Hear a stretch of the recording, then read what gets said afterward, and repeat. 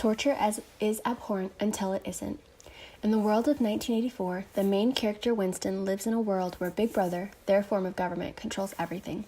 The citizens in 1984 are taught to monitor each other at an early age, which results in a severe mistrust for all around them. The only person that they feel that they can trust is Big Brother itself. Even when not under the surveillance of those around them, citizens are constantly watched by the telescreens that are everywhere. Winston is a part of the Brotherhood, an organization formed to bring an end to Big Brother. Through this, Winston meets Julia, with whom he forms a romantic attachment with, and O'Brien, whom he believes to be a part of the Brotherhood. O'Brien accepts Winston into the Brotherhood and gives him a copy of the book written by their leader. Winston and Julia go into hiding to read this book, but while reading the book, Winston hears a sound from behind a painting on the wall, only to discover a telescreen. This leads to the capture of both Winston and Julia. While captured, Winston discovers that O'Brien was never a part of the Brotherhood, and his goal is to torture and reform Winston. Winston resists in the beginning, but as time goes on, Winston wears down and starts to fold under the torture he faces in the Ministry of Love. Winston is held captive for months, and the end comes when he gives up Julia and says he wants her to be tortured instead of him. Winston is released back into society, but he has changed, and so has Julia. Later, they run into each other, but go about their own lives. Winston now loves Big Brother.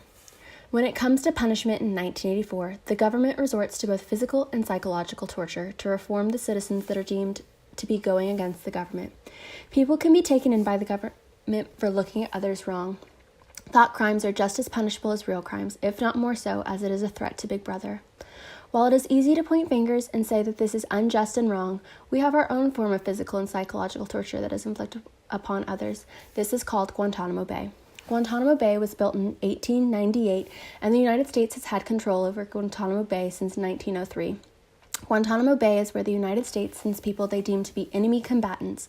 Many of whom are sent to Guantanamo Bay are unable to stand trial as the evidence is not substantial enough to test them in a courtroom. This is very much like in 1984, where people can be taken in without cause and the citizens have no say in their guilt or not. Under the Bush administration, it was determined that the people that are enemies of war are taken in are not being denied their natural-born rights, as they are not American citizens, and Guantanamo Bay is technically not on American soil, and thus the prisoners have no natural-born rights to be taken away. This is very similar to 1984 and how the government controls the lives of their citizens, such as the jobs they have, the people they procreate with, and the lives the citizens lead, as their lives belong to Big Brother and Big Brother alone.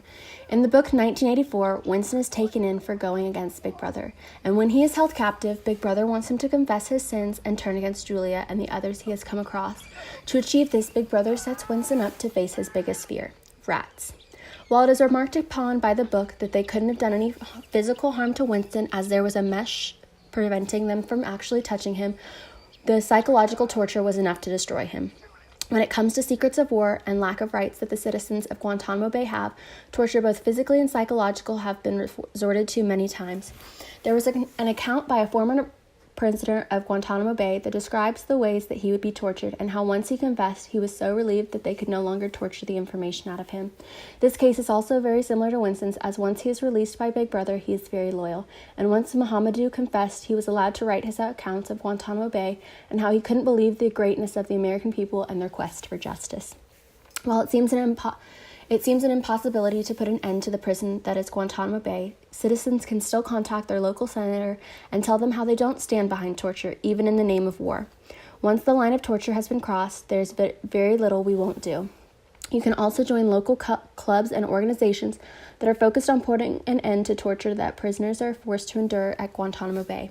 There are also a lot of people that are aware of the treatment of prisoners and are forced to survive at Guantanamo Bay, and so it can be as easy as reaching out to communities and spreading awareness of what we are doing. It just takes one person to help spread awareness and let the world know that this is wrong and American citizens are not okay with torture.